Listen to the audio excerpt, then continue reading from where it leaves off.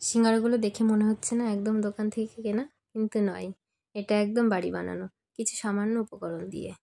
চলো দেখে নেওয়া যাক কী কী দিয়ে বানানো হয়েছে।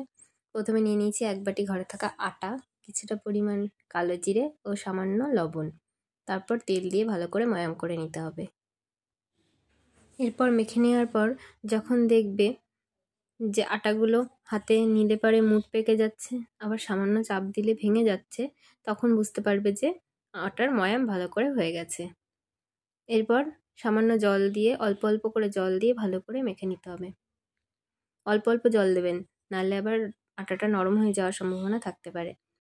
অল্প অল্প করে জল দিয়ে মেখে একটা শক্ত ডো বানিয়ে নিতে হবে। এরকম একটা শক্ত ডো বানিয়ে নিতে হবে। এরপর আমরা কিছু চাপা দিয়ে এটাকে সাইডে রেখে দেব। এরপর আমরা বানিয়ে নেব সিঙ্গারার মধ্যে দেওয়ার জন্য আলুর পুর। কড়াইতে দিয়ে দিয়েছি সামান্য সর্ষের তেল। এরপর একটু আদা কুচি, লঙ্কা কুচি ও সামান্য পাঁচফোড়ন দিয়ে নাড়াচাড়া করে নিতে হবে। পাঁচফোড়নগুলো সামান্য ভাজা ভাজা হয়ে গেলে এর মধ্যে দিয়ে দেবো কটা বাদাম। লো আছে বাদামগুলোকে সামান্য ভেজে নেব। বাদাম ভাজা হয়ে গেলে এর মধ্যে দিয়ে দেব একটা ছোট্ট সাইজের টমেটো কুচি। তারপর কিছুক্ষণ টমেটোটাকে ভেজে নিতে হবে। টমেটোটা নরম হয়ে গেলে তার মধ্যে দিয়ে দেবো আগে থেকে সেদ্ধ করে রাখা আলু। আলুটা দিয়ে নাড়াচাড়া করে নিতে হবে। তারপর এর মধ্যে দিয়ে দেবো 1 চামচ পরিমাণ জিরা পাউডার, 1 চামচ পরিমাণ ধনিয়া পাউডার, 1 চামচ পরিমাণ হলুদ গুঁড়ো ও স্বাদ অনুসার সামান্য লবণ। এগুলো দিয়ে একটু নাড়াচাড়া করে নিয়ে তার মধ্যে দিয়ে দেব সামান্য পরিমাণে জল। জলটা অল্প পরিমাণে দেবেন, আগে থেকে আলু সিদ্ধ করা আছে। অল্প জল দিয়ে 2 মিনিট মতন ফুটিয়ে নিলেই রেডি হয়ে যাবে।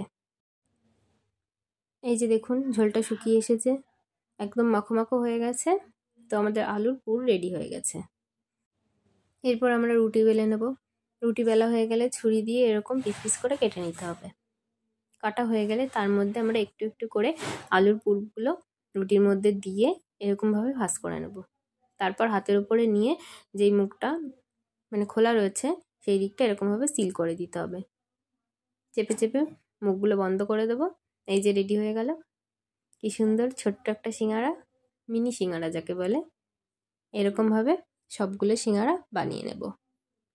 সবগুলো সিঙ্গারা বানানো হয়ে গেছে। এরপর তেল গরম করে নিয়েছি। তারপর গ্যাসের আঁচটাকে একদম লোতে রেখে সব সিঙ্গারাগুলো অনেকক্ষণ ধরে উল্টে পাল্টে গোল্ডেন ব্রাউন করে ভেজে তুলে নেব। তারপর আমার যে কটা সিঙ্গারা বাকি ছিল সেগুলোও দিয়ে দিচ্ছি। তারপর অনেকক্ষণ ধরে ভেজে তুলে নেব। এরপর রেডি হয়ে যাবে আমাদের দোকানের মতন একদম সুস্বাদু সিঙ্গারা। এইরকম আরও ভিডিও দেখতে চ্যানেলটিকে সাবস্ক্রাইব করুন। Bye bye.